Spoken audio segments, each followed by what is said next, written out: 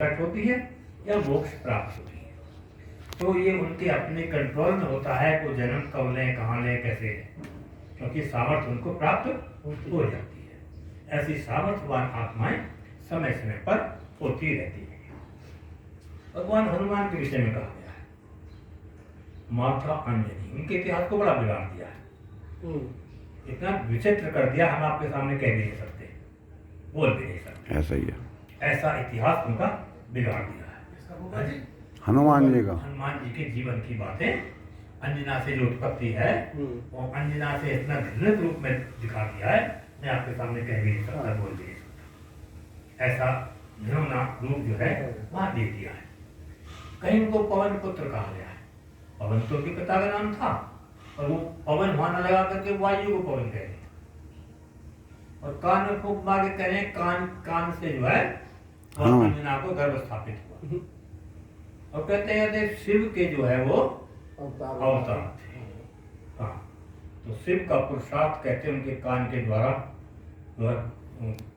गया, तो इसलिए उनको पवन पुत्र कहते हैं शिव को, जो असंभव बातें हैं। सृष्टि का क्रम है, उत्पत्ति तो जैसे होती है वैसे होती है, तरीका तो वही हो।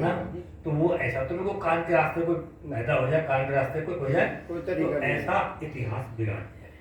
हमें उसको समझने की आवश्यकता है, जानने की आवश्यकता है।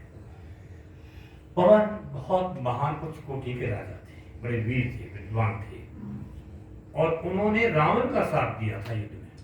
कहाँ? जब कुबेर से युद्ध चल रहा था, कुबेर पे लंका थी, लंका छीनने के लिए रावण ने कुबेर पर हमला किया, उनका साथ दिया राजा पवन ने।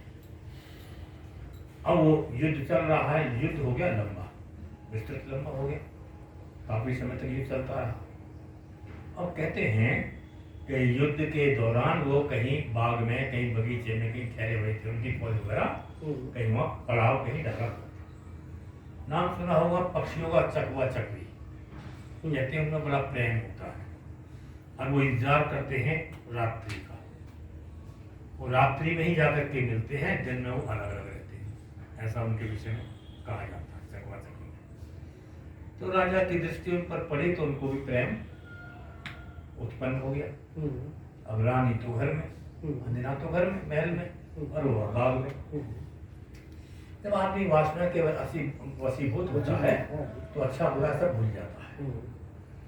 तो कहते हैं वहीं से उन्होंने अपने विमान लिया और वो महल में जाकर के चुपचाप पहुंच गया। अंजना ने कहा भी कि आप किसी को पता नहीं है आप कहाँ हैं, कहाँ नहीं, आप घर में आए, कल को कोई बात हो गई तो लोग मुझे क्या कहेंगे, ऊंच नीच वाली बात लोग क्या कहेंगे।